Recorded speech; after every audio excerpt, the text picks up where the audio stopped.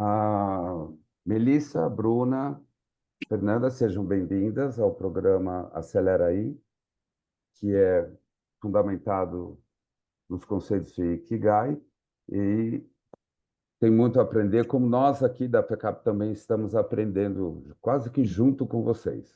Ok? Sejam bem-vindas. Edu. Bacana, legal, gente. Legal estar com vocês, me apresentar aqui. Eu vou, para que a gente tenha uma estrutura didática, eu vou usar o meu PowerPoint para a gente ir conversando. Meninas, quando vocês estiverem disponíveis aí, puderem falar, participem, que é bem legal a gente poder trocar ideia. Então, como a gente está falando, deixa eu me apresentar para vocês. Nós somos da Ikigai Brasil e estabelecemos essa parceria tão bacana com a FECAP, que é uma universidade que a gente tem um prazer muito grande de estar junto pela facilidade de comunicação, pela modernidade, pela perspectiva de querer fazer a diferença na vida dos seus alunos. Então, eu sou Eduardo Almeida, sou CEO da Ikigai Brasil, e a Ikigai, ela é uma organização, nós vamos entender o que é Ikigai, é uma organização orientada por uma missão, por um Ikigai, por um propósito, que é construir um mundo melhor por meio de líderes, pessoas e organizações melhores. A gente só pode construir um mundo melhor se as pessoas forem melhores. E a gente tem um mundo que hoje está muito frágil, porque as pessoas estão frágeis. Então, a consequência que a gente tem hoje da falta de valores, da falta de perspectivas, da falta de entendimento de quem nós somos, enfraquece o mundo. E para fazer isso, nós atuamos por meio de duas ações, duas forças, que é a educação comportamental e a filosofia Ikigai. Então, hoje a gente vai entender a importância dessas duas forças na vida, na carreira de vocês, e felizes aqueles que estiverem com a gente nessa jornada, porque elas têm transformado milhares de vidas e através dessa parceria com a FECAP a gente pretende levar para vocês. Eu sou introdutor da filosofia Ikigai no Brasil, né? Na minha jornada já são 43 anos praticando artes marciais, eu tenho 3 faixas pretas, e a partir daí que foi minha vivência com essa filosofia de Okinawa. E eu fui na Ana Maria Braga, fui no Como Será, eu fui entrevistado pelo maior jornal do mundo, que é o Shimbun Hara, que é o maior jornal do mundo, que tem 9 milhões de exemplares por dia, tentando entender por que que a gente trouxe Ikigai para o Brasil. E a resposta é bem simples, a gente está vendo uma crise de propósito, uma crise de significado.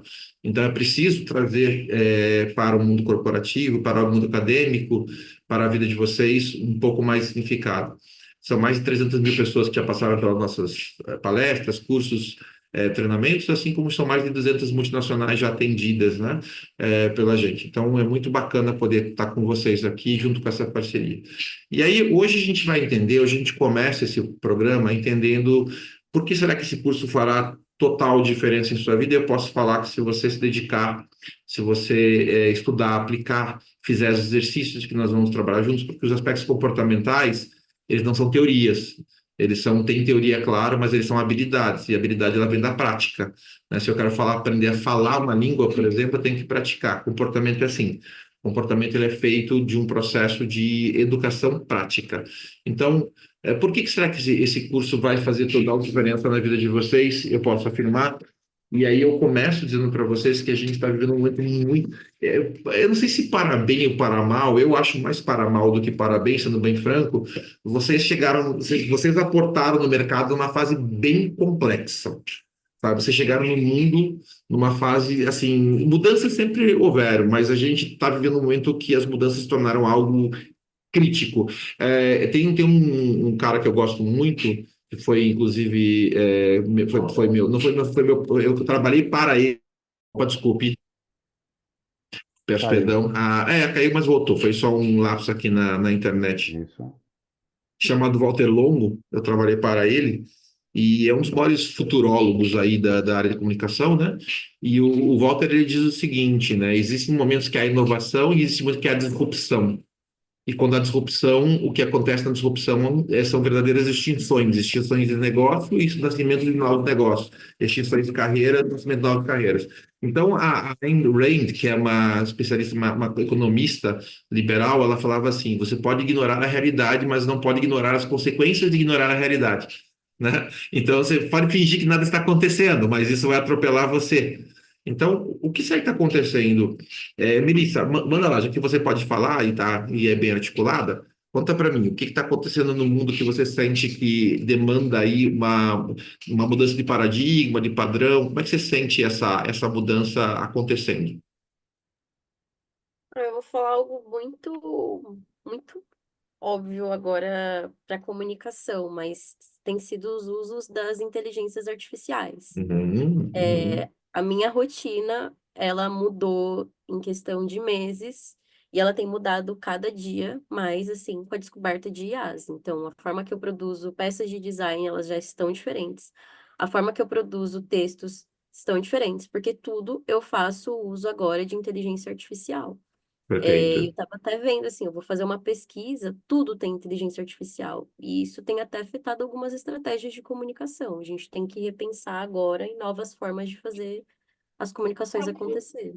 É perfeito, Guri. E é curioso que a gente vê, né, que tá, lembrando que estamos nesse ano na primeira geração da IA, né? A primeira geração. Então, imagina o que, que vem pela frente, tem que lembrar disso. Porque a gente está ainda vendo todo esse impacto na primeira geração, imagina o que vem depois.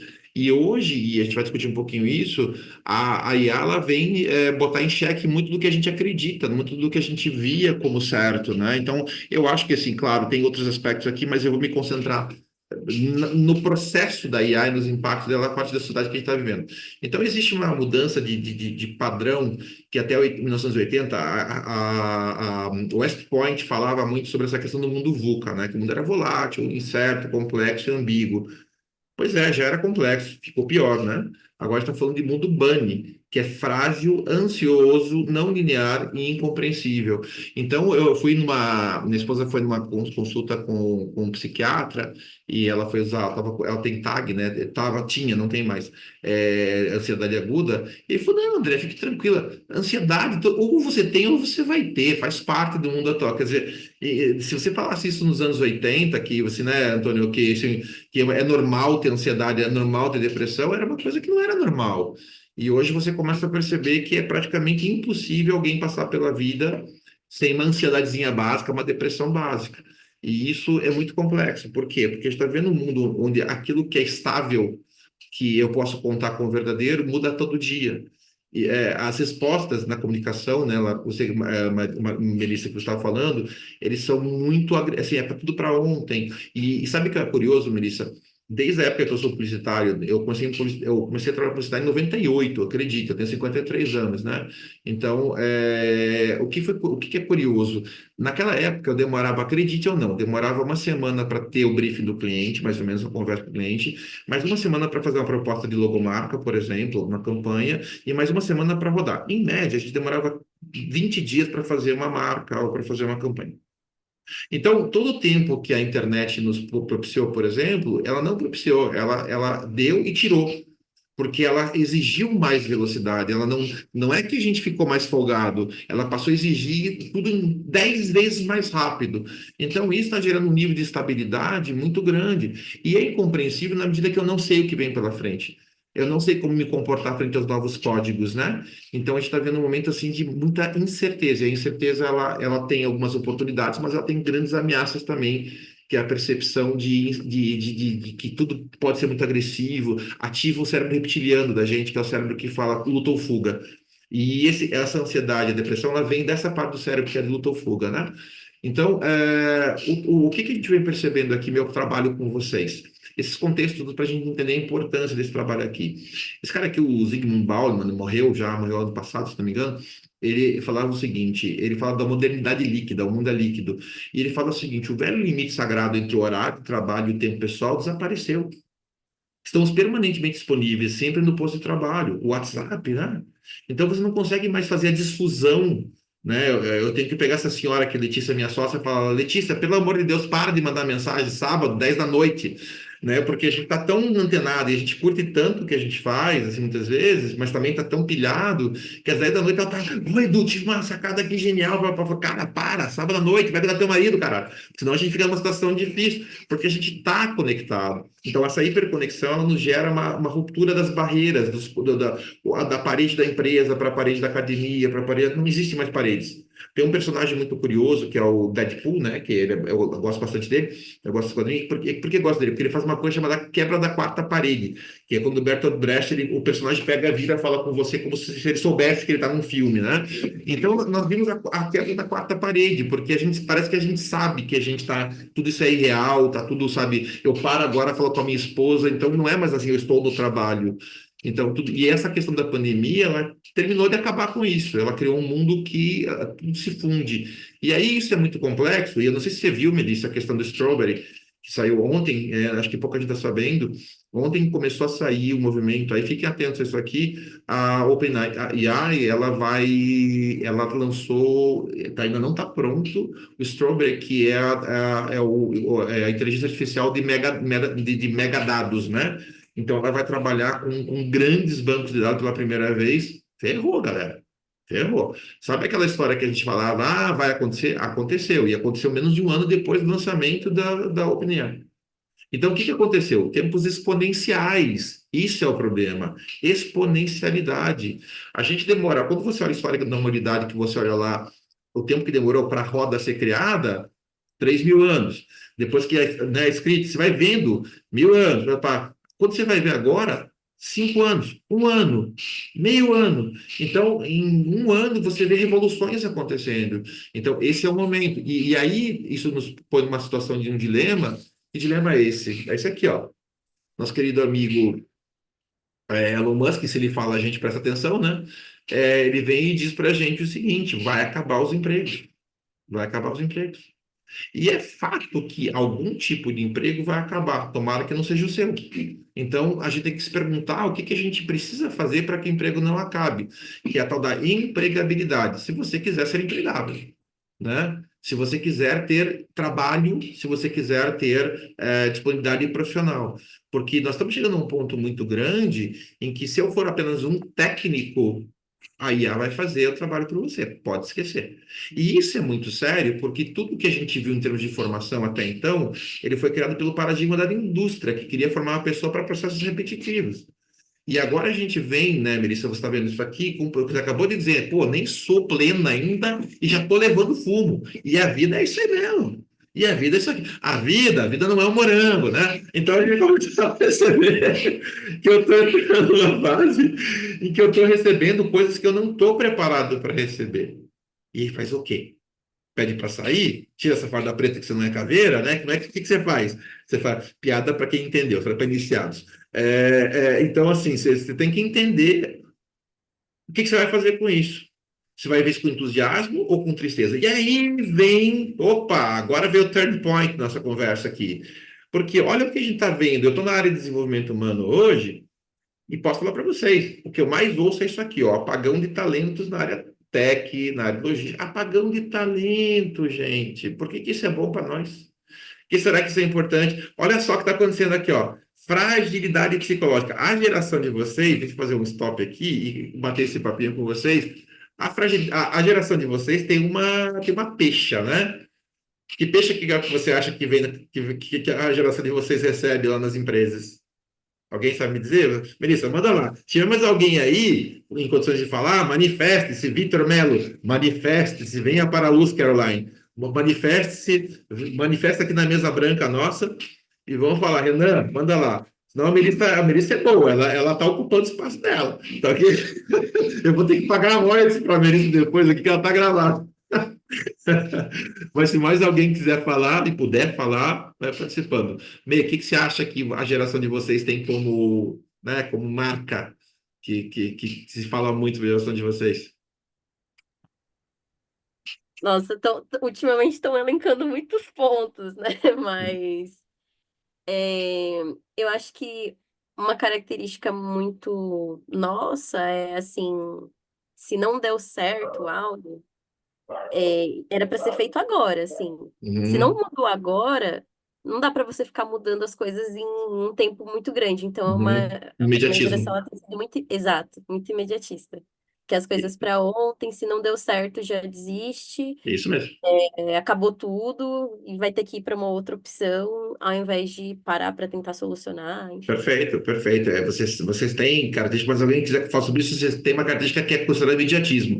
Tem uma história interessante que diz assim: o rapaz chegou na empresa, ele tinha lá seus 25 anos, eu tenho uma conversa com o gerente, né? Daí o cara falou assim: tá, me conta um pouco quais são suas pretensões. Aí o cara falou assim: olha, eu queria começar como gerente, ganhando aí uns 10 mil reais por mês, né? E trabalhando 40 horas por semana. Pode ser? Aí ele falou: não, não, faz o seguinte, eu vou fazer melhor. Você vai começar como diretor. vai ganhar 20 mil por mês e vai trabalhar 20 horas por semana.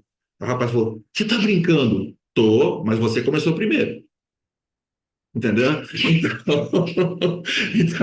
Então, sabe, é irreal, né? É irreal. Assim, a expectativa ela é muito real, ela não bate com a realidade. Então, existe uma perspectiva de que as coisas, elas, que é chamado pelo Cortella de geração miojo, né? 3 minutos está prontinho. E as coisas não ficam prontas em 3 minutos. Então, aqui tem o primeiro ponto, a primeira crítica que vai acontecer. Toda geração tem crítica, tá? A minha também tem várias críticas e são bem pesadas. Mas essa é uma crítica perceptível e real.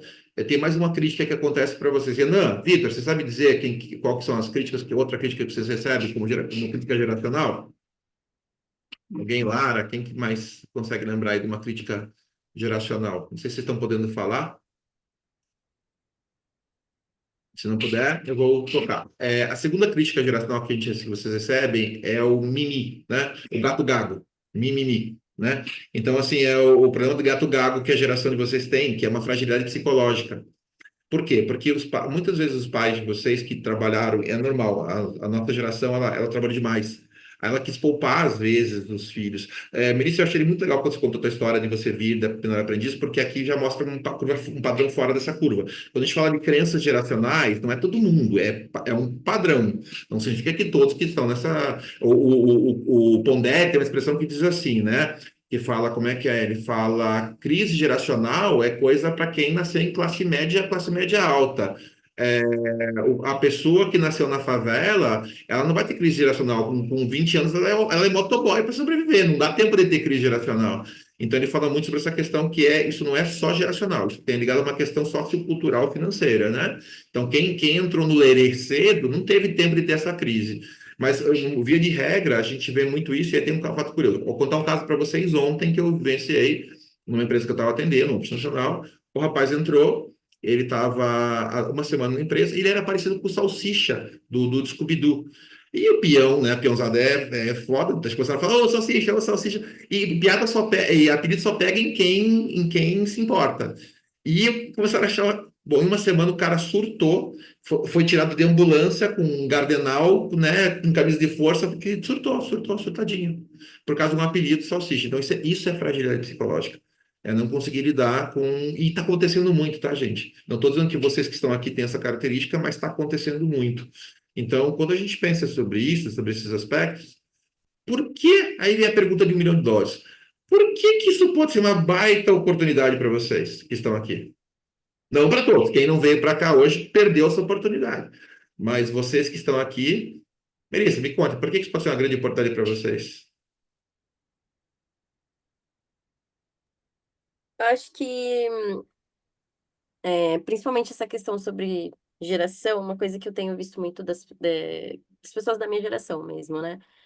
Ao invés de tentar entender, por exemplo, por que essas críticas estão sendo feitas, elas querem, na verdade, elas acabam fazendo o que justamente está sendo apontado nas críticas, né? Elas acabam sendo reativas ao invés de compreender. Eu acho que isso pode ser uma grande oportunidade para a gente refletir e entender, aspectos que a gente pode desenvolver de fato, né? Perfeito. Então, entender outros pontos que a gente ainda não encontrou na nossa carreira profissional, que a gente ainda não encontrou na faculdade, para a gente se aperfeiçoar profissionalmente. Perfeito, perfeito. Se mais alguém quiser escrever também, não puder falar, pode escrever, tá? Isso é um fato, mas tem mais uma coisa que às vezes a gente esquece, que é isso aqui, ó. Esse cara é um grande publicitário, né? Nizanguanais, ele diz pra gente o seguinte, né? Enquanto eles choram, eu vendo lenço. Ok? Nas crises estão sempre as maiores oportunidades.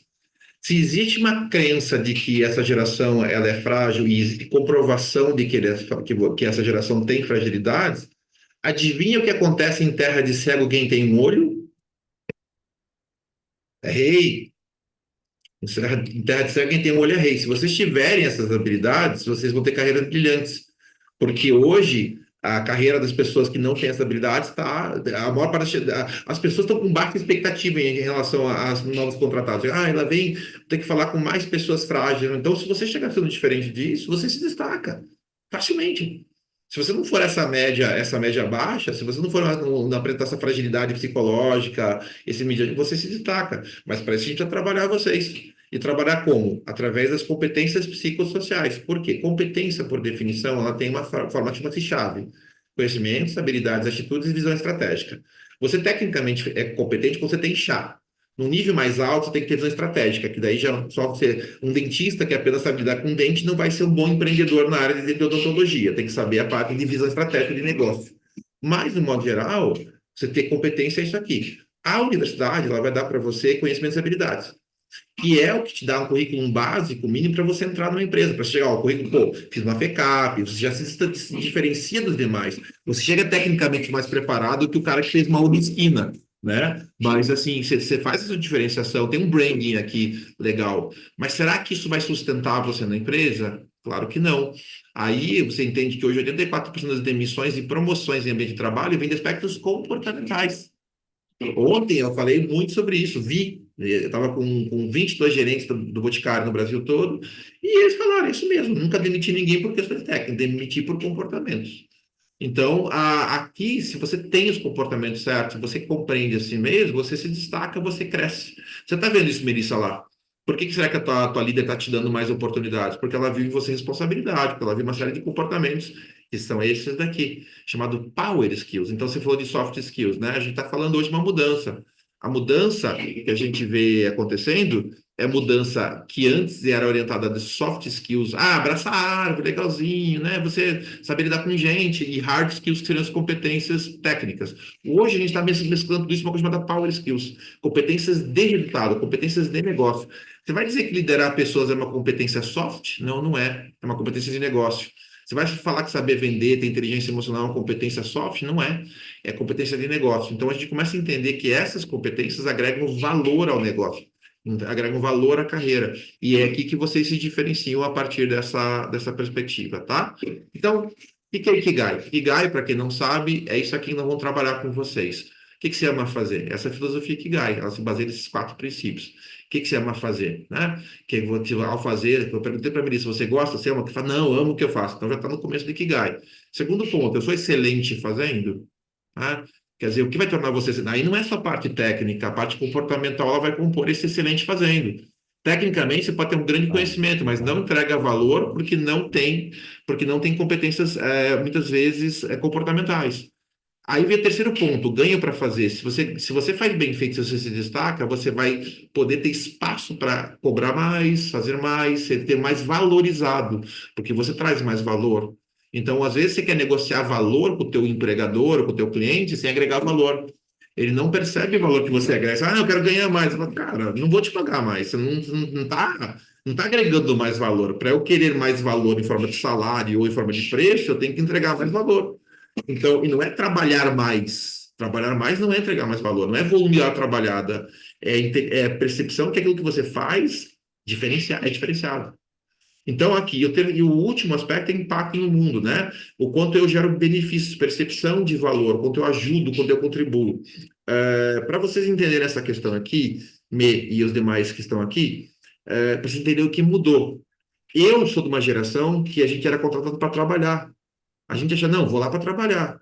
E o mundo mudou de tal forma que numa empresa, o cara entrou, o Júlio entrou, e 3 meses depois ele foi elevado a gerente. Isso gerou uma revolta na peãozada, toda a galera lá que ficou de cara, né? Pô, o cara tá 3 meses aqui e vai para gerente. E aí o Marcos, que era o mais sindicalista de todos mais exaltados, foi falar com o chefe, falou, poxa, é sacanagem, o Júlio entrou aqui, tá 3 meses, tá 3 anos, não foi promovido. E aí o chefe falou, calma, calma, Marcos, faz o seguinte, vai no mercado e me compra um abacaxi. Abacaxi? Eu quero um abacaxi.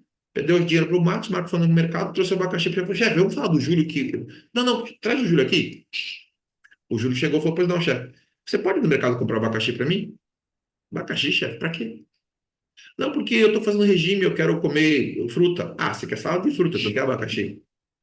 É isso aí, quer salada de fruta, perfeito. Mas, chefe, aqui não tem faca. Se eu trouxer um abacaxi ou fruta, não tem como descascar. Então, pode ser já cortado?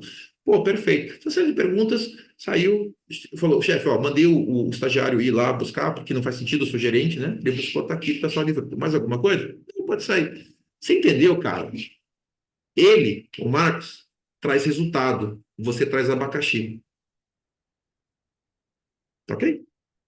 Então, a pergunta que você tem que se fazer, agora que a gente vai trazer, Melissa, será que estou trazendo resultado? Será que eu estou trazendo abacaxi?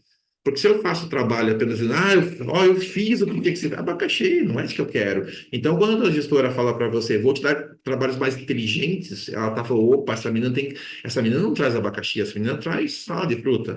Ela está identificando que você tem capacidade para ir além do abacaxi, né? Então, para vocês fica essa pergunta, que a gente vai entender aqui no nosso encontro. É abacaxi ou é salada de fruta?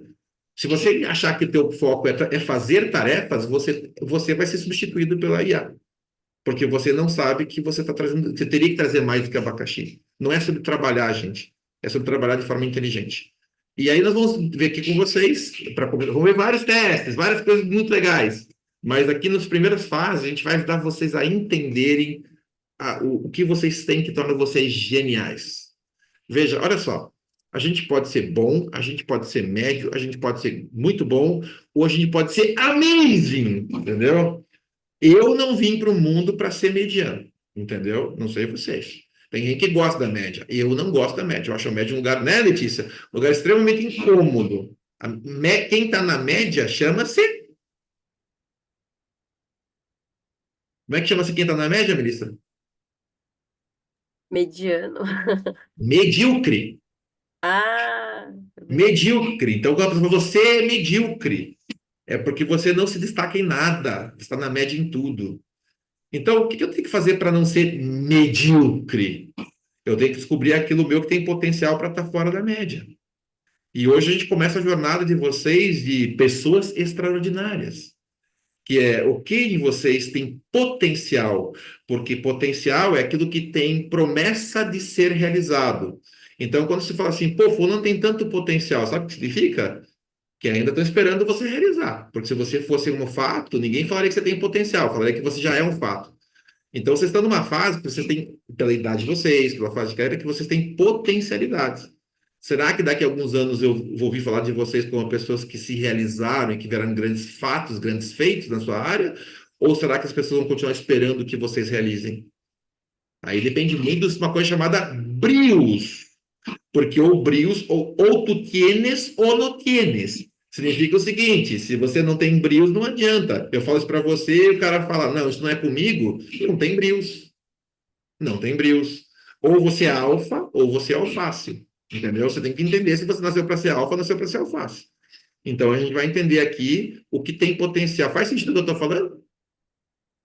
Porque assim, sabe, como um cara de arte marcial, eu sei o seguinte: quando eu venho aqui, a gente sabe na arte marcial é o seguinte: quando a gente bate alguém na cestapinha gostoso, tem gente que chora, tem gente que os olhos acendem. E quando os olhos acendem, descobriu que ele está na frente de alguém que chama The Eyes of the Tiger, ok? Então a gente descobre que a gente está na frente de alguém que tem potencial para lutar, como diria Rocky Balboa. Se a pessoa falar, não é para mim, sinto em dizer, faltou brios. Então eu não posso fazer vocês serem mais do que vocês acreditam ser se vocês não aceitarem que desafios tornam vocês especiais. Então aqui nós vamos aprender alguns testes, tá? A gente vai aprender muita coisa legal mesmo, super divertida, que a gente vai aprender testes que a gente aplica com executivos de ponta em empresa, gente, e que custa uma fortuna, e que vocês não estão pagando por isso. Então, fantástico, que investimento que a FECAP está fazendo em vocês, né? E aí que gai, para a gente poder ver vocês se tornarem grandes executivos, grandes profissionais, grandes seres humanos. Então, a gente vai aprender testes hoje sobre perfil de carreira, sabotadores, pontos fortes, vai aprender sobre perfil comportamental e Ikigai. Então, o objetivo no final desse curso é que você saiba dizer qual é seu Ikigai. E que a Melissa Souza, quem mais está aqui, quem são as outras pessoas que estão aqui, consigam dizer, né? Consigam dizer, putz, cara, eu sei no que eu sou bom. Eu sei realmente no que eu faço diferente. Eu sei o que eu tenho para contribuir, né, Renan? Né, Vitor? Então, eu quero que vocês saiam do final com essa certeza do que vocês podem contribuir. E eu pergunto para vocês, isso é incrível ou é maravilhoso? Então, então a gente vai trabalhar em cima disso, tá? Dito isso, vamos começar? A zona que a gente está é a zona de apatia, né? Fuja dessa zona, que é a zona do conforto. Ah, não, tá bom. Se vocês estão fazendo faculdade, estão lutando já, vocês já não estão mais aqui. né? Que é querer buscar, querer lutar. O problema que a gente vê muita gente, eu quero, mas não faço, é porque está na zona de conforto, não quer se desafiar. Então eu venho aqui para colocar vocês na zona de ativação. E eu tenho uma técnica muito boa para colocar vocês na zona de ativação. Eu bato, eu provoco, sabe? Eu quero saber se tem brios aí dentro. Então eu vou provocar, eu vou dizer, cara, e aí, será que você pode? Será que é para você? Será que você quer e faz? Porque não adianta falar que quer e não fazer. Eu faço todos os dias, no mínimo, 300 flexões, no mínimo. Então, a cada vez que eu passo por aquela porta, eu pago, faço 25 flexões. 53 anos, tá ok? Aquela porta, ela lembra que eu não quero ser medíocre. Então, quando eu passo por ela, cair na posição de flexão, paga 25, entendeu? Então, quais será que são os gatilhos que vocês têm para entender o que vocês querem ser, para entrar aqui nessa zona de competência, naquilo que vocês querem ser bom para burro? Então, eu preciso que vocês saiam daqui desse projeto com isso aqui claro, a tua zona de competência. Porque aí, com o tempo, na carreira de vocês, vocês vão entrar aqui na zona de maestria. Aqui nesse projeto, a gente vai acabar aqui, na zona de competência. Para vocês irem descobrir o que eu quero ser bom. Eu quero ser muito bom. Eu quero ser fora da curva. Tá bom? Então, a gente vai levar vocês até aqui. Isso é incrível? Isso é bacana? O que que isso parece para você? Parece legal essa ideia de descobrir qual é a tua zona de competência? E aí vocês vão poder fazer escolhas e renúncias em cima disso. Gente, o nosso amigo Aristóteles falava lá 2.500 anos atrás, né? Uma coisa bem legal. Quando o seu talento se encontra as necessidades do mundo, as dores do mundo, ali estará o seu propósito. Então, vocês vão descobrir que vocês têm uma capacidade de resolver dores do mundo, problemas que os outros têm. E se vocês descobrirem quais são as dores que vocês resolvem, uau, vocês vão ser muito pródigos e muito contratáveis. Porque as pessoas não compram o que você faz, elas compram o porquê você faz, o que você acredita e qual é a dor que você resolve. Quando você entender qual é a dor que você resolve, qual é o problema que você resolve, você vai se destacar dos demais. E é isso que a gente vai trabalhar com vocês aqui agora. Então, dito isso, qual será que é a diferença de uma carreira, de uma profissão e um trabalho? Melissa, já que você é a única que está aqui com condições de falar, profissão e trabalho são a mesma coisa? Eu acho que não. Me conta. É, Elabora, elabora. é que eu tô um pouco em dúvida sobre profissão e carreira, se eu não vou falar meio que a mesma coisa. Mas eu acredito que trabalho seja algo assim para você fazer de imediato. Então, Isso, eu boa. preciso entregar uma coisa, eu preciso, sei lá, eu preciso entregar um cartaz. Isso, Meu trabalho perfeito. vai ser eu fazer o design. Mas a minha Isso, profissão não é fazer cartazes, a minha profissão é comunicação. perfeito, excelente, muito bom. E carreira? Qual será a diferença de carreira?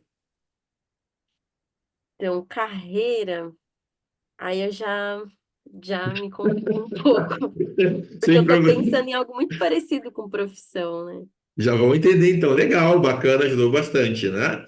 Então, aqui, ó, Eu vamos acho que lá. seria mais a bagagem, não? Lara? Tudo que. Larinha? É, a Ah, bagagem, a e carreira, seria a bagagem que você carrega, onde tudo que você faz ali de acordo com a sua profissão, seria a carreira, né? muito bom, Larinha. Isso é parte da sua carreira, você vai entender o que que é carreira. É muito bom. Eu acho legal, eu estava falando com o Antônio, estava falando com a Letícia, para mim, eu tenho que tomar muito cuidado, porque tem coisas que dizem assim, mas isso é tão óbvio. Não é óbvio. Vocês estão, para a maioria das pessoas, é que a gente está tão acostumado a lidar com isso, que para a gente, para vocês não é. E que bom, eu fico feliz, porque aí vocês vão entender a importância disso. Cara, a profissão vem de pró-ofício. Né? O que que é pró? Então eu sou pró. O que é um cara pró? É um cara que tem um trabalho, mas que ele é bom pra caramba, ele é muito acima da média. Então, um profissional é aquele que é vocacionado, tem talento para fazer alguma coisa. Não é só um trabalho. Ele sabe gerar valor com o que ele faz. Então, quando você fez uma escolha profissional, aí a Melissa, você, os comunicólogos aqui de plantão, tinha um chamado aqui. Que chamado é isso? A vocação vem de vox, que é aquele chamado. E é vox, né, aquele chamado que você tem, mas também é a vontade de falar sobre, né? Puta, cara, todo cara vocacionado é chato. Eu sou chato pra caramba. Eu adoro falar do que eu faço. Graças a Deus eu sei ouvir também. Mas, assim, eu adoro falar. Eu sou apaixonado. Pessoas apaixonadas são chatas. Pronto, acabou. Então, se você não é chato, você não é apaixonado. Quem é apaixonado é chato. né? Quando a pessoa pergunta para você, fala assim, como é que foi teu trabalho? Puta, foi muito legal, hoje eu fiz uma coisa. Isso é ser apaixonado. É você olhar aquelas coisas e, cara, que bacana o que eu estou fazendo. Então, o profissional, ele tem consciência de que ele tem uma escolha, que ele tem vocação para algo.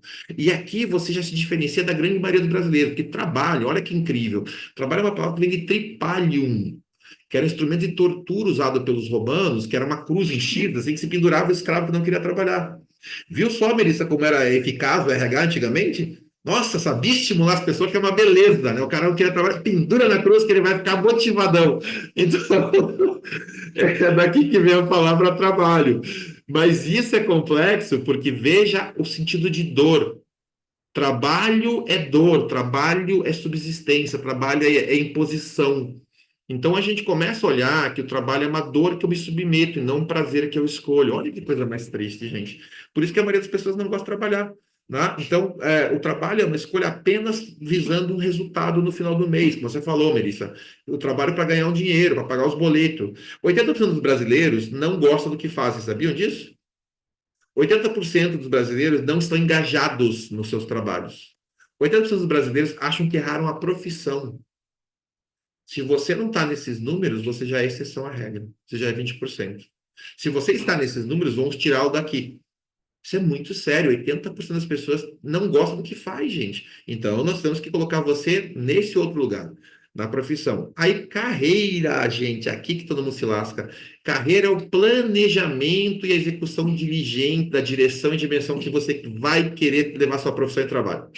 Então, a minha carreira, eu comecei como analista, agora eu quero ser gerente, agora é a clareza que você tem e a bagagem, tá certo, que a Lara colocou, a bagagem que você vai acumulando, mas diligentemente sabendo para onde é que você quer ir.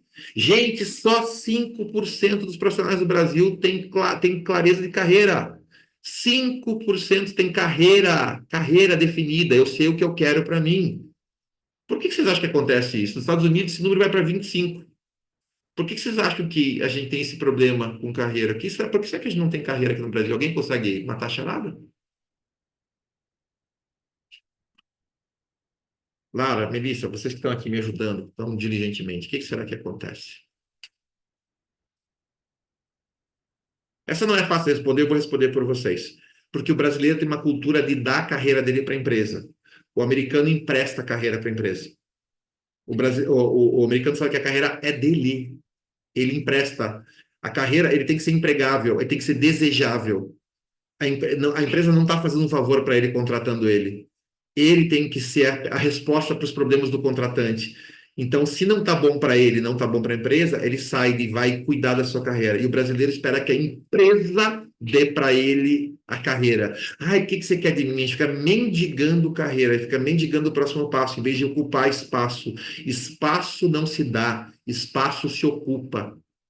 Se você não sabe o que você quer, você não tem futuro no mercado.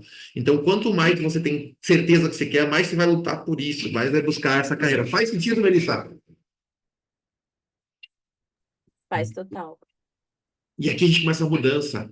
Protagonismo. Vocês são os atores principais da sua vida. São jovens, é claro, mas é a hora de descobrir isso agora. O que você quer para você? Que valor você agrega? Por que eu deveria contratar você? Qual é o problema? Porque você vai fazer. Contem para mim, Melissa, Lara, o que você falaria para uma pessoa, uma amiga tua chega para você e diz: ai, amiga, eu tô tão carente, eu não gosto de mim mesmo, me acho feia, estou procurando um namorado para me sentir amada. O que você falaria para ela? Sai dessa.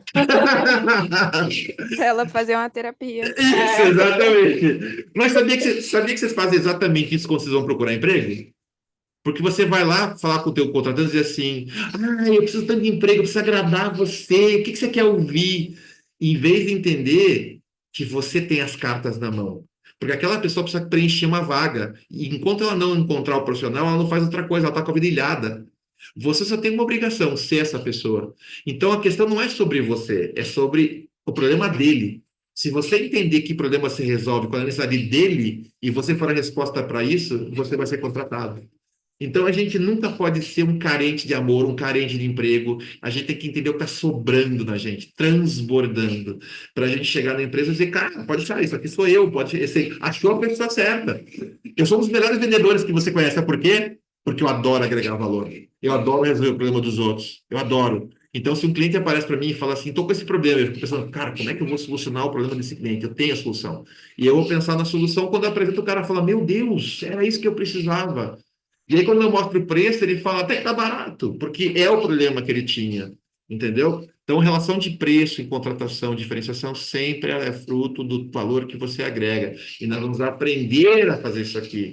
Até onde você quer chegar, o que mobiliza você a buscar esse lugar, o que te impede hoje, o que você precisa desenvolver. Quais são os passos críticos para você se diferenciar para lá daqui a 5, 6 anos, depois virei gerente de uma área, sabe? Cresci, estou realizando o meu melhor projeto, aquilo que eu queria se realizou. Então, é isso que nós temos nesse projeto aqui para fazer para vocês. Agora vem a terceira questão, a quarta palavra aqui, que é empreendedorismo. Uma palavra que vem do francês entrepreneur. Olha que chique. Que significa aquele que corre risco. Empreendedor é aquele que corre risco. Então, lá na antiguidade, o empreendedor era aquele cara que abria um negócio sabendo que ele pode sofrer problemas com isso. Então, todo mundo tem que ser empreendedor, dentro de uma empresa ou fora. Dentro da empresa, chama-se intraempreendedor. O que acontece no Brasil é que nós abrimos empresas não por vocação, mas por necessidade.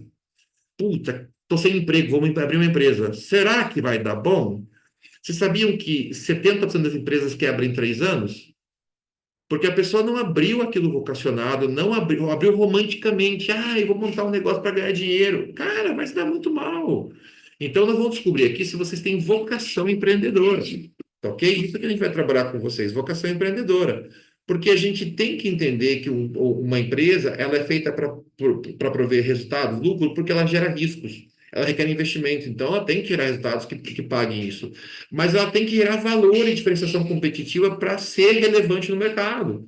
Senão você é uma empresa também. Ah, eu faço sanduíche, eu também. Eu sou comunicólogo, eu também. Então você não deu também, não sejam eu também. A gente tem que tirar vocês dessa vala comum. Né? Então, quando você começa a entender que você é diferente, que você é consistente, você começa a viver o seu propósito, a sua motivação. Só que para isso você tem que ter resiliência para suportar o que vem pelo caminho. Porque a pessoa que ela tem pressa, que ela tem afobação, ela não paga o preço, né, Letícia? Quem estava falando esses dias também. O preço que vem junto. Porque quanto maior o projeto, maior o sacrifício. Olha outra palavrinha bonita para vocês, sacrifício. Já perceberam qual é a palavra sacrifício? Sacro ofício. Né? É tornar aquilo que eu estou fazendo sagrado.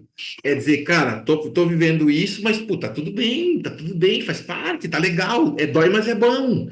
Porque eu sei que eu estou chegando a algum lugar, que eu estou construindo algo. Muitas reflexões até aqui?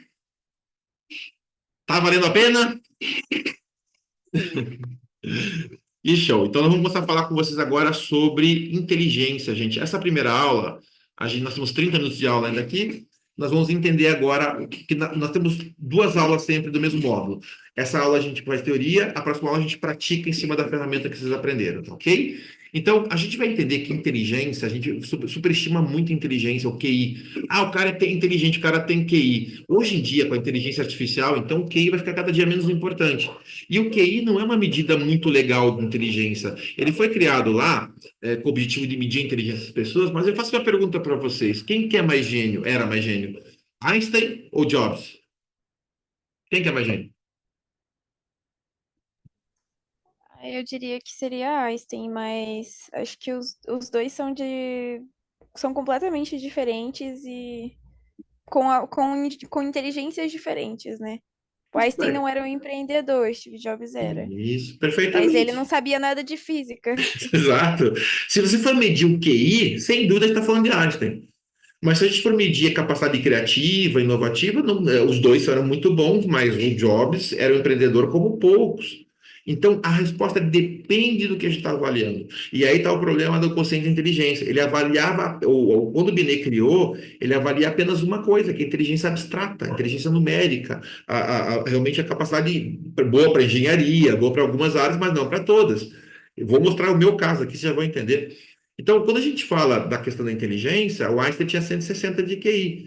Hoje, algumas universidades americanas ainda usam essas medidas, que é o teste SAT, né, que é o teste de QI, mas ele não é importante. Por que que ele não é importante? Olha só, William James Seed foi o cara mais inteligente do mundo, ele tinha QI de 260, Einstein tinha 160. Esse cara, aos 2 anos, já lia jornal, aos 8 falava 6 anos falava 8 línguas, sendo que uma ele criou, ele inventou uma língua, tá? Com 11 ele estava em Harvard. Ele foi infeliz a vida inteira, morreu aos 46, ele nunca conseguiu ter um trabalho. Porque ele ficou tão puto como sofreu bullying, que ele só tinha bico, ele só fazia bico. O cara era pedreiro, um QI de 260 de QI, porque não adiantou, não funcionou. E aí vem essa teoria que diz o seguinte, né? Não basta ter inteligência, você tem que ter outras inteligências. Então não é o que. Tem pessoas. Tem um vídeo que eu não vou passar aqui para vocês, mas depois eu ponho lá. Me lembra de colocar lá na rede deles, porque é muito legal. Que é um rapaz down que tem um restaurante nos Estados Unidos. E é um restaurante maravilhoso, porque adora abraçar, ele abraça as pessoas, sabe? E ele é down, ele tem 90 de QI, ele tem um QI alto para down, né? 90, mas baixo para. Ah, você sabe qual é a média do QI do brasileiro? 84. Sabe qual é a média do QI do chimpanzé? 83. Meu Deus do céu. Sim, senhora. A média do QI do inglês é 100, média. Do japonês é 115. Então, você veja, por isso que vocês têm como se destacar. Nós estamos convivendo com gente com QI de chimpanzé.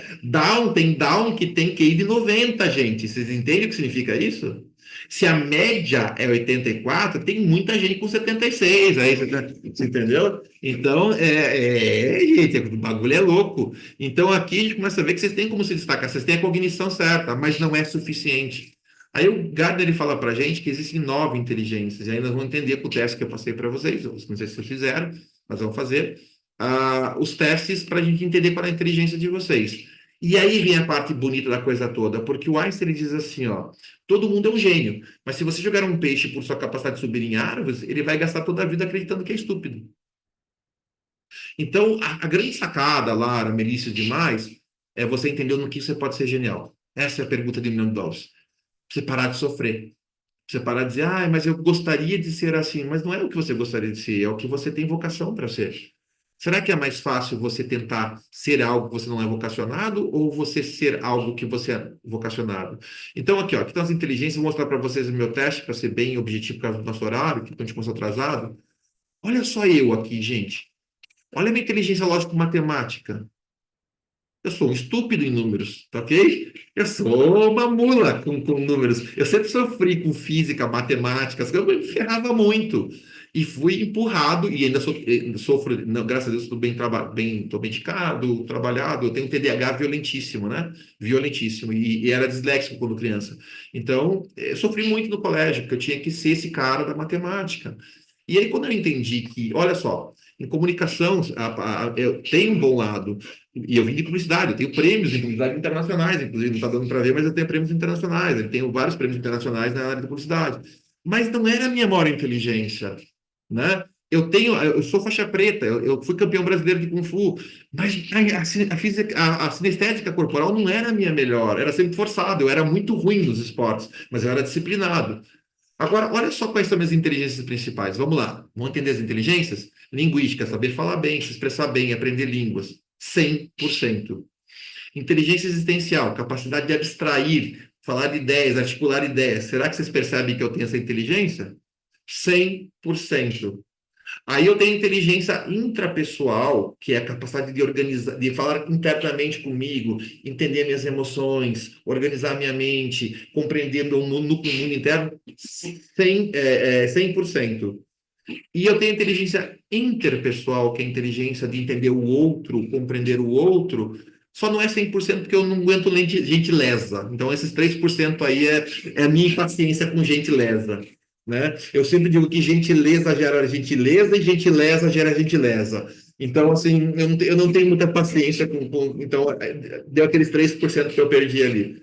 Mas, onde é que está a minha zona de competência? Aí eu tenho inteligência musical, que é a inteligência de capacidade musical, a lógico-matemática, boa para engenharia, boa para... Vocês vão receber um material de apoio para entender melhor cada inteligência, tá? E a naturalista foi uma criada depois, que é a capacidade de eu estar na natureza, eu gosto, porque eu gosto. Até 50% ela é mediana, tá? Acima de 50 são áreas de valor. Acima de 70, você tem uma área de alto valor. Então, se alguma área do teu teste é acima de 70%, você tem uma área de alto valor. Então, mas Edu, não tem nada acima de 70%. Não significa nada. Significa que você não tem nada, porque essas inteligências podem ser desenvolvidas, mas significa que você não tem ainda descoberto uma inteligência de alta potencialidade. Agora, vai ter umas que são mais baixas. Então, o que que eu quero que vocês analisem nessa inteligência? Aquela que deu com mais potencial, você fala, cara, aqui tem potencial. E aquela que não vale a pena você focar, e o quanto essa inteligência que não vale a pena você focar, ela tem algum resultado para você. Por exemplo, a minha lógica matemática, ela tem consequências para a minha vida? Tem, claro, eu não sou bom em números, e com isso, às vezes, eu tenho problemas na parte administrativa. Eu preciso de gente muito boa nisso comigo, porque eu não sou um cara, não sou um bom gestor. Eu sou um ótimo líder, um ótimo vendedor, um ótimo profissional de comunicação, um ótimo. O business da nossa empresa, que é a parte pedagógica, eu sou fora da curva. Agora, a parte de gestão, eu sou um zero à esquerda.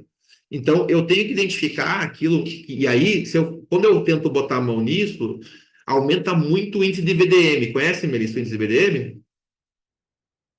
Vai dar merda. Tá. O índice de VDM é o índice de vai dar merda. Então, eu tenho que saber que aqui eu não tenho potencialidade. Aqui, eu tenho que entender que aqui eu tenho que achar gente boa nisso. A Letícia é muito melhor que eu nisso, tem outras pessoas que são muito melhores que eu nisso, então eu tenho que associar com pessoas que vão contrapor isso para ser um empresário, para ser um empreendedor. Se eu tivesse numa empresa, dependendo daquela área que eu estou trabalhando, eu não preciso daquela inteligência tão fortemente. Né? Só que quando você começa a chegar em áreas muito altas, você começa a precisar lidar mais com números. Então, começa a ser algo que é exigido mais de você, você tem que aprender. Então, eu venho desenvolvendo essa habilidade, mas nunca vai ser uma área de genialidade. Eu parei de ser tão nécio nela, mas bom nisso eu nunca vou ser. E tá tudo bem, pacificado. Agora, para pensar. Vocês veem que meus PowerPoints são tudo bonitinho, tudo uma matéria bacana pra caramba, tudo que eu faço é lindo. Porque será? Sou publicitário, em primeiro lugar. Aí para pensar as minhas inteligências utilizadas para a área de desenvolvimento humano, para a área de coaching, desenvolvimento humano, parte de terapia. Será que eu tenho as inteligências certas para isso? Obviamente. Eu sou uma pessoa 100% vocacionada para aquilo que eu estou fazendo. E eu estou muito feliz com isso. Eu sei falar sobre coisas, eu tenho expressão verbal muito boa, eu sei compreender pessoas. Então, para a área de desenvolvimento humano, minhas inteligências estão 100% drivadas. E aí, o que vocês vão entender no próximo encontro com a gente? Isso eu estou mostrando para vocês analisarem as inteligências de vocês, que na próxima prática a gente vai analisar vocês. A gente vai ver o teu drive. Aqui eu estou explicando o conceito. Na prática, a gente vai olhar teu drive. Vai dizer, cara, é isso. Na próxima prática, a gente vai ter aquele momento, uau, né? É isso. A gente quer que vocês entendam a mesma coisa que eu entendo a meu respeito, para que vocês possam ser pessoas incríveis e tendo o teu melhor potencial, né? Então, o que eu quero aqui com vocês? Que horas são agora? Agora são 8h40. Até aqui alguma dúvida, alguma angústia, alguma ponderação? Que eu vou mostrar para vocês e nós vamos trabalhar no próximo encontro, né? Então, o que eu quero que vocês pensem para o próximo encontro que a gente vai trabalhar? Faça teu teste e chegue com muitas dúvidas. Chegue com muitas... Cara, é isso. Eu quero que você se analise a partir do teu teste. Como a Letícia fez da filha dela, que acabou de descobrir coisas sobre ela, né? Então, assim, quero que vocês analisem. Cara, é isso, meu. Olha aqui, ó. Aqui está a minha área de brilho. E que você chegue nesse próximo encontro com sacadas sobre você para a gente poder trabalhar. Nós vamos mostrar o que vocês vão ter que pensar aqui, tá? Será que você está drivado na área certa? Eu acho que descobri que não estou. Isso não é problema, porque faculdade não é o fim, é o começo. Tá? Então tem que trocar de faculdade, de curso. Não é o caso. Você pode concluir esse curso, porque a vida começa depois da faculdade, ela começa na pós-graduação e outras coisas quando você começa a abrir. Essa faculdade é só uma fase que você faz para ter um... Ninguém faz isso. Assim, de todos que eu conheço, 2 pessoas fizeram vestibular vocacionado. Meu melhor amigo, desgraçado, com 16 anos, sabia que queria fazer engenharia na USP. Quem que com 16 anos sabia isso, pô? E ele sabia. E fez.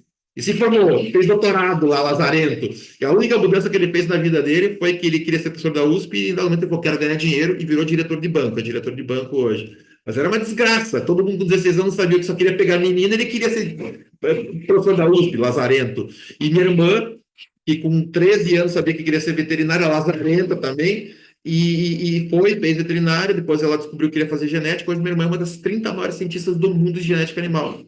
Entendeu? Mas são exceções, cara. São exceções lazarentas. Os caras já vêm com download, nada. Ele já vem para Matrix com o download feito. Nós aqui, réis mortais, não somos assim. Entendeu? Então a gente vai descobrir, né, na faculdade que a gente faz faculdade assim, achando, titubeando. Então a coisa começa depois. Eu fui para arquitetura, primeiro curso que eu fui fazer. Cheguei lá, cálculo, né? Pô, na primeira aula de cálculo eu quase cortei os pulsos. Entendeu? Aí eu fui para comunicação. E eu já trabalhava com publicidade, burro, né? Teimoso. Aí eu fui para comunicação. E aí eu me encontrei nesse mundo. A minha segunda mudança vem quando eu começo a me encantar por desenvolver pessoas. Foi por isso que eu saí da área de publicidade. Porque eu comecei a dar cursos, e adorei isso, eu adorei, eu me encontrei dando cursos, e foi por isso que eu saí, mas não porque eu não fosse vocacionado para publicidade, adorava mesmo, com a capacidade de comunicação, eu era o cara que vendia projetos, sempre encantava, atendia os clientes muito bem, porque estava aqui, as inteligências eram úteis para mim, né? Então também eram úteis nessa área. Então isso que eu quero que vocês avaliem. Até aqui tudo bem, gente? Nós vamos ver 2 testes hoje rapidamente, vamos praticar no próximo Ô, encontro. Edu, Fala, Larinha. eu fiz 1 ano e meio de design, mesmo eu gostando de design. Quando veio a pandemia, eu tive matéria de física, ergonomia, Ai, puta. física aplicada ao design, geometria analítica e matemática aplicada ao design. Eu tranquei o curso e fui para publicidade. E olha o erro que tem, Larinha, porque o que acontece? Na minha época era assim, o curso de design era um só, né, também. E o que acontece? Você está falando matérias de design de produto, né? Porque aí que tá, cara, essas matérias estão até hoje no design. Para que você aprender economia de design gráfico? Tá maluco? Bebeu! Só que alguns cursos não se atualizam. Então, hoje, Não, mas é porque o curso que eu fiz, licenciatura plena. ele era voltado para o design de produto. Licenciatura plena. Então, tinha matéria prática disso, tinha design gráfico.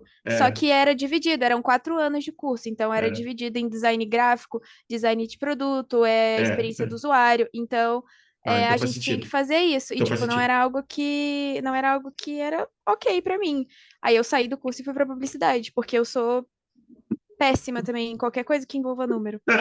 Mas, em compensação, se mostra ótimo na área de comunicação. Olha que coisa incrível, que é o que você queria. Então, fantástico, guria. Muito bom, muito bom. E é isso que a gente está falando. Então, aqui a gente tem a perspectiva de entender, com esse primeiro teste, a gente tem a perspectiva de entender a tua profissão que você vai escolher. O segundo teste, ele já vai falar da carreira. A primeira profissão, o segundo carreira. Aquilo que a gente entendeu a diferença agora. Por que é importante entender?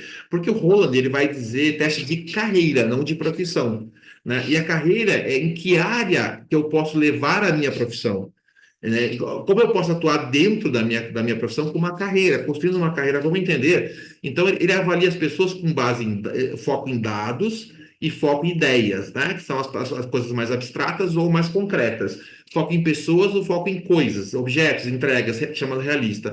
Vai ficar mais fácil vocês entenderem quando eu mostrar aqui, ó. Então, veja lá teu teste, ó. Então, aqui a gente tem, na parte de baixo, as pessoas que são mais aderentes às questões flexíveis, ao risco, porque está falando de pessoas que lidam com mais abstrato. Em cima, a gente está lidando com as pessoas que lidam com coisas mais concretas. Mas vamos entender o que significa cada uma delas? Convencional. Convencional é a pessoa que precisa de ordem e estabilidade. Isto, se o teu convencional dá alto, é muito provável que você prefira até o serviço público, um lugar, uma empresa. Você é drivado para estar dentro de uma organização, porque você precisa de estrutura. Você não lida bem com o caos. Quanto mais alto o convencional, menos eu lido com o caos. Entendeu a lógica? O convencional é a pessoa que ela gosta de estabilidade, previsibilidade, salário no final do mês, ela gosta de hierarquia, ela gosta da coisa organizada. O contraponto do convencional é o empreendedor, é nós. Que a gente gosta de caos, a gente gosta a gente gosta de Deus sempre pegando fogo para chegar a algum lugar, a gente gosta de desafiar o status quo. Então, quanto mais alto dá o enterprise, o empreendedor, mais você lida com a incerteza, mais você lida com o caos, mais você lida com a agressividade. Então, o foco é em vencer. O convencional, o foco é em colaborar, construir, estar junto. O empreendedor é vencer. É fazer, é acontecer, é romper, é inovar. Né? O disruptivo, quanto mais empreendedor dá, mais Se der empreendedor e artístico junto, mais disruptivo você se torna. O empreendedor, se tiver artístico baixo, ele não é inovador. Né? Ele vender tá bom para ele. Vender uma coisa, se der artístico alto, é aqueles caras que gostam de criar coisa nova. No caso dos Eduardo da vida. Mas quando tem um empreendedor alto, você gosta de correr risco. Então, a Edu se deu os dois altos. Significa que você provavelmente precisa de uma franquia. Uma pessoa que tem convencional alto e empreendedor alto, ela vai gostar de franquias, porque ela quer empreender, mas ela quer um certo grau de previsibilidade. Olha que bacana isso aqui. Steph usava para franqueados, na Associação Brasileira de Franquias, para saber se o cara tem perfil. Porque se o cara tem, como eu, o empreendedor alto convencional baixo, ele vai questionar tudo na franquia. Ele vai tocar o horror, mas por que é assim? Por que feita assim a batatina? Ele quer inventar, ele quer criar coisa nova, não dá. Ele precisa, para ser um franqueado, você tem que ter a capacidade de pensar em coisas, estrutura, mais empreendedorismo. É o perfil ideal para a franquia. Né?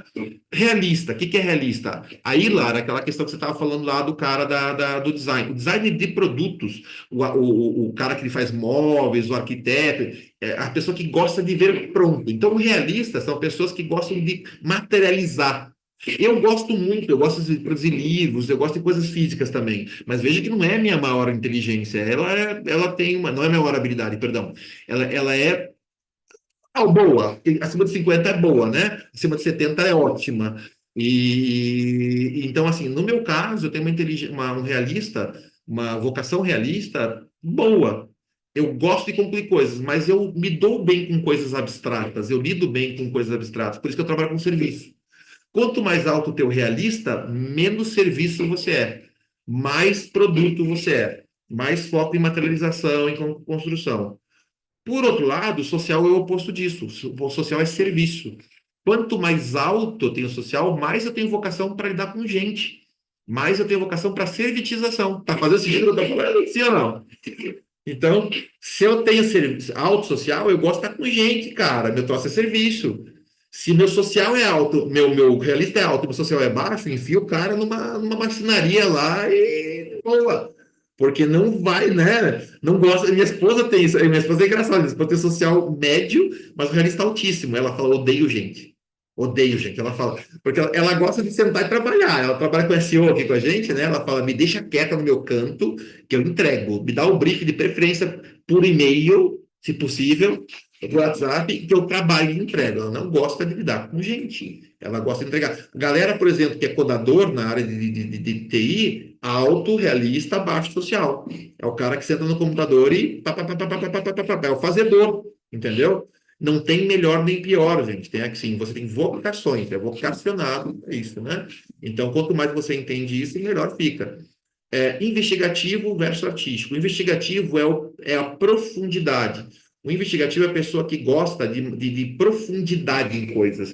Ele é mais lógico, ele é mais planejado, claro que sim, mas ele gosta de estudar, ele gosta de ser especialista. Então, é muito comum na área científica, na área acadêmica. Então, você vai ter aquela pessoa que é um hiperespecialista. Eu não sou um nexialista, sou um cara que junta muitas informações e funde elas muito bem. Mas eu não sou um cara que vai passar a vida inteira estudando um único assunto. Minha irmã, por exemplo, tem 100% de investigativo, por isso que ela é a maior geneticista do mundo, uma das 30 maiores na área de animal, porque ela é super focada num tema. Então, quanto mais alto o teu investigativo, mais você tem a propensão de ficar, aprofundar num tema. O artístico é o oposto disso. O artístico é liberdade. O artístico não é só arte, tá, gente? A arte é importante, claro, é uma vocação visual, são coisas visuais, você gostar, mas o artístico ele gosta de liberdade, ele gosta de expressividade. O artístico ele gosta de poder expressar a si mesmo, novas ideias, novos conceitos, inovação, Melissa. Enquanto o artístico dá alta, dá muito. Se juntar enterprise e mais artístico, dá inovação. Da inovadora clássica, o cara que gosta de novo de pensar fora da casinha, porque o empreendedor, né, o inovador, o startupeiro clássico, ele não é só um criativo, ele é um criativo aplicado. É o designer, né? O designer é o cara que pensa coisas aplicáveis, não arte pura. Então, a arte aqui não é só arte, não é só estética. Ele é o senso de estética, o senso de ideia, de ação, abertura, flexibilidade. E o empreendedor é a execução, colocar isso em prática. Bom, vamos ver o Eduardo Almeida. Olha aqui, ó. Eu trabalho empreendendo na área de pessoas, serviço, na área de desenvolvimento humano, com alto. Como é que o artístico me ajudou? Aqui, ó, tá aqui nesse fundo. Tudo que eu faço é bonito, todas as minhas apostilas são diferenciadas, eu sou extremamente inovador nas coisas, disruptivo. Tudo que eu faço é de altíssimo nível de qualidade visual. Então, o artístico, mas ele, para mim, é uma habilidade de suporte hoje, não principal. O meu principal é um empreendedor social, né? Como é que o realista me ajuda? Me ajuda porque eu sou um cara que gosta de concluir coisas, de fazer. Como é que o investigativo meu intermediário me ajuda? Volto a falar, eu sou um cara que estuda muita coisa, eu sou um cara que todo mundo fica de cara como eu sei muita coisa. Sei, eu estudo, mas eu não gosto de ficar num único tema. Eu gosto de dar em profundidade vários temas. Então, por isso que é intermediário. O que é problemático na minha vida, foi problemático, hoje não é mais, que é o convencional, porque eu tenho uma não conformidade que, às vezes, ficar no lugar sempre foi sacrificado para mim, porque eu criava crise de tempo em tempo. Eu estava numa empresa, ai meu Deus, puta, eu não aguento mais essa rotina, eu odiava rotina. Quando eu fui oficial do Exército, eu fui oficial do Exército também, nossa, eu sofri demais. Eu sofri demais, passei 4 anos no Exército como tenente. Imagina o que é um cara que não tem convencional lidar com rotina de quartel. Eu queria cortar os pulsos. Eu gostava quando tinha campo, eu gostava quando tinha atividade. Mas aquela chatice de ordem unida todo dia, eu queria matar todo mundo. Ganhava bem, né? Tinha 22 anos, ganhava lá na época 9, 10 mil reais. Falei, pelo amor de Deus, vou ficando. Mas eu não era aquilo. Eu financiei minha formação por meio do Exército, mas eu não me satisfazia com aquela vida regrada por causa do convencional. Se eu ficasse na vida militar, eu ia sofrer muito por causa disso aqui. Entendeu? Então, aqui a gente começa a entender. Tá fazendo sentido o que eu estou falando? Isso é incrível, é maravilhoso. A gente começa a se olhar e se entender, né? A gente fala, puta, que coisa maravilhosa isso aqui. Melissa, o que você achou? Larinha, o que você achou desse processo?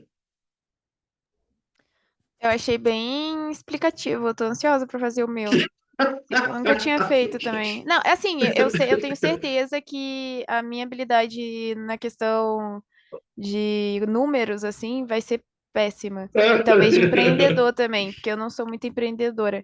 Mas na questão artística e social, eu acho que vai ser bem alta. Eu acho que sim, o teu conforme eu percebi já que é alto. E aí tem uma coisa legal. O trabalho que você vem desempenhando hoje, e para quem tem conforme alto com você na área de comunicação, o endomarketing é o melhor dos mundos. Porque se você vai para uma agência, é aquele caos. E aí te força numa situação que não é teu universo, entendeu? Sim, nossa, eu já trabalhei em 3 agências. Nossa, nunca mais eu quero isso pra minha vida. É isso aí. Sei bem. E ó, eu me dava bem em agência. Por quê? Porque eu tenho empreendedor. Eu gosto do caos, né? Eu não gosto do caos. Eu quero dizer que, desculpa, Letícia, me bata depois. Eu quero dizer, eu lido bem com a diversidade, eu lido bem com as coisas que não são previsíveis, né? Mas eu gosto de desafio. Mas se você não tem esse perfil empreendedor, teu lugar é no endomarketing, teu lugar é na área de comunicação com estabilidade. E aí, Melita, o que você achou disso? Eu fiquei bem reflexiva aqui, porque eu tô ansiosa para fazer o teste, porque enquanto você foi falando, eu fui pensando assim, meu, o que será que eu sou? Porque tem muitas dualidades minhas, assim, eu odeio rotina, odeio, odeio, mas eu sei que é um mal necessário, então às vezes eu me cobro muito para ter rotina e eu exijo que as pessoas próximas de mim tenham rotina, porque se elas também forem mais desorganizadas, eu me perco também ainda mais. Aí eu tô ansiosa pra saber qual que é, o que que eu sou, assim. Mas eu fui já tentando mapear, assim. Eu acho que a parte a parte social, eu acho que vai dar bem alta. Vai, Agora, essa parte já posso falar que a tua parte social é teu ponto mais forte, porque você tem uma interface bem articulada. eu gosto de falar. Não, e você é bem articulada, você vai ter uma linguística alta, você é bem articulada, você interage bem com as pessoas, então o teu social vai dar alto, sim, não tenho dúvida quanto a isso. Eu estou curioso também para ver aí, Lara, e os demais, o que vai vir desse processo, mas eu acho que vai ser interessante a gente compreender que eu queria que você saísse daqui com essa perspectiva, tá? O que a gente vai fazer aqui hoje? A gente entendeu isso, agora a gente vai começar a trabalhar. Então, eu quero que vocês, eu vou passar para vocês lá algumas coisas que você tem que repetir essa semana. Ó, vocês vão pensar assim, né? O que você descobriu sobre você? Qual é a tua principal inteligência? Tá? Quais são como isso pode estar te ajudando? Quais são os pontos que você entende que vão trazer diferenciação para você na sua vida e na sua profissão? Será que você tem vocação para empreender? Ou será que não, que teu foco é estar dentro de uma organização? Tem alguma característica de um especialista? Será que você, né, lá, o especialista, será que o meu foco é estudar, focar numa única coisa? Ou será que eu sou uma pessoa que vai destacar melhor, diversificando os estudos, abrindo mais a cabeça, trabalhando com vários temas? Porque não tem certo e errado. Uma questão de vocação. Como eu falei, minha irmã se deu muito bem nisso, sendo uma hiper especialista. E você estava falando com o Pablo, vendo uma entrevista do Pablo Marçal aí em São Paulo, né? E ele falando, cara, eu sempre fui empreendedor, sempre fui empreendedor. Pra tirar a questão de se gostar ou não gostar, eu tenho várias restrições a ele, né? Vou tirar a questão política e até da pessoa dele. Vou olhar assim, o cara é um multiempreendedor. Ele é um multiempreendedor. Eu falo, cara, desde sempre, com 12 anos, com 13 anos, meu pai não quis me dar um Game Boy. Eu fui lá, comecei a trabalhar, comprei o Game Boy. Olha a vocação empreendedora do cara, desde cedo. Então, ele é um exemplo do cara que acertou a mão naquilo que ele era vocacionado. Então, quando você pega pessoas que estouram no mercado, eles encontraram o lugar da sua vocação. É simples assim. Qualquer pessoa que seja um expoente no mercado, ele encontrou. Infelizmente, para a maioria das pessoas não tem a sorte, a fortuna de estar aqui com a gente, entendendo isso, é por sorte, ou é por, né, porque o cara foi na direção certa. Muitos talentos se perdem porque não tem essa orientação. Então, o meu objetivo com vocês é que vocês saiam daqui assim, pô, drivado. Vocês dizem, cara, terminei esse projeto entendendo quem sou eu, entendeu? Aí vocês vão estar no mundo do 1%. 1% das pessoas no mundo sabe responder essa pergunta. 1% tem um encontro disso aqui, ó, que a gente vai trabalhar agora com vocês. Vocês vão ver lá, vou subir para vocês. Gostaria que vocês fizessem, então, esse material. Tá? Isso aqui é o dashboard de vocês, está em PowerPoint. Ele vai ter assim, ó, tá aqui, ó, né? Aí você vai colocar aqui, ó, carreira, você vai colocar aqui, ó. Isso aqui você pode pôr a tua foto, tá? Isso aqui é só colocar uma foto aqui que ele é uma máscara para vocês usarem. Então bota a tua foto aqui, coloca teu nome, idade, coloca o que que você tá de expectativa desse programa. Você fala aqui, né? E objetivo, o que que você quer atingir no final desse programa, desse projeto? Quer dizer, coloca aqui no teu dashboard. E aí aqui você vai colocar teus dois testes, tá? Encontro um. O que que você descobriu? Você vai responder aquelas perguntas aqui. O que você descobriu hoje? O que você entendeu? Eu quero que você chegue no próximo encontro com essas perguntas assim trabalhadas. Dedique-se a pensar sobre isso, se divirta. Compromisso entre a gente, vamos nos divertir, tá? Se divirta, faça isso com tranquilidade. Aí, com base nesse documento aqui, falar o que que eu descobri, essa reflexão, a gente vai sentar mais uma horinha lá no próximo encontro e a gente vai organizar a vida de vocês do primeiro teste. Vocês vão sair daqui descobrindo vocação de vocês e para onde vocês vão dirigir a carreira de vocês. Já imaginou que coisa incrível? É isso que nós vamos fazer e nós vamos trabalhar. O professor Antônio tem trabalhado com vocês, com muitos de vocês, com a questão já de outras competências, entrevista, LinkedIn. Nós vamos trabalhar os aspectos comportamentais. E isso aí não tem preço, gente. Você pode organizar um LinkedIn, mas se você não souber quais são as coisas que te diferenciam dos comportamentos, vai ser mais um LinkedIn. Tá bem feito, mas é mais um LinkedIn. Então é muito importante saber para o LinkedIn, claro que sim. Mas quando eu entendo quem eu sou, a história vocês que são de comunicação, é história do branding, gente. É branding. Sabe qual é o maior. Eu estava falando com a Letícia sobre isso ontem, inclusive. Qual tem que ter o maior objetivo como pessoa física? O mesmo das empresas, que é ser marca de referência. Bombril, né? Gillette. Marca de referência. Isso tem que ser o sonho da gente. Então, eu vou falar, Ikigai tem que ser marca de referência em educação comportamental. Estamos trabalhando para isso. Falou educação comportamental, falou Ikigai. É a mesma coisa, sinônimo. Né? Ikigai é Brasil. Agora, como pessoa física, acho que também tem que ser. Eu quero que Eduardo Almeida seja a marca de referência da educação comportamental. Eu quero que Eduardo Almeida ajude o mundo a colocar isso na pauta, as universidades. Eu quero fazer parte desse movimento. O que mobiliza você? O que movimenta você em direção à tua melhor versão? É isso que nós vamos descobrir aqui. E aí, vai ser incrível ou vai ser maravilhoso? Vai ser ótimo. Vitão, tem uma série de pessoas que estão aqui, mas não estão conseguindo falar. Espero que vocês tenham curtido a. Que legal, Bruna. Que bacana. Vocês vão curtir muito, tenho certeza que vai ser muito divertido. Eu sei que é desafiador, vocês estão correndo aí com aula e tudo mais, mas se vocês vieram, pode ter certeza que vocês fizeram a escolha certa. E aí, vocês são nossos alunos piloto desse projeto e a gente vai investir bastante energia em vocês. A gente tem algumas questões importantes, a gente vai subir tudo. Letícia, se você quiser passar algum recado sobre a questão do portal lá dos alunos, a gente vai subir lá o material, né? Isso, eu coloquei ali no chat os testes, porque não subiram ainda todos os materiais. Então, como já rolou uma ansiedade aí em ver os resultados, se vocês quiserem pegar antes da reunião apagar, fechar, aliás, está ali no chat. E aí,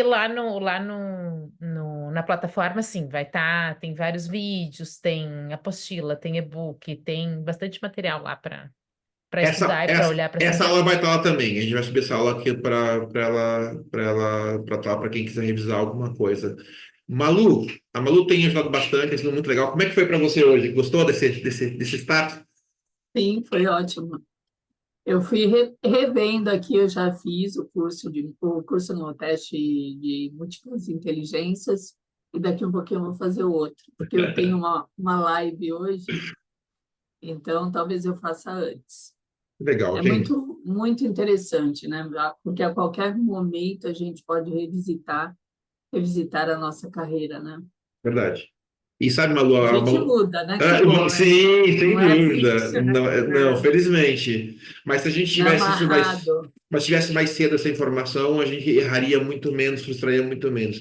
Gente, o ponto da gente não saber isso é que a gente vai batendo muito a cabeça e às vezes não, lá na frente o custo disso é muito alto, sabe? Então, na Mas fase. eu acho que, Eduardo, saber tudo que você está passando, eu acho que é legal para que a gente possa se aterrar, entender sobre a gente.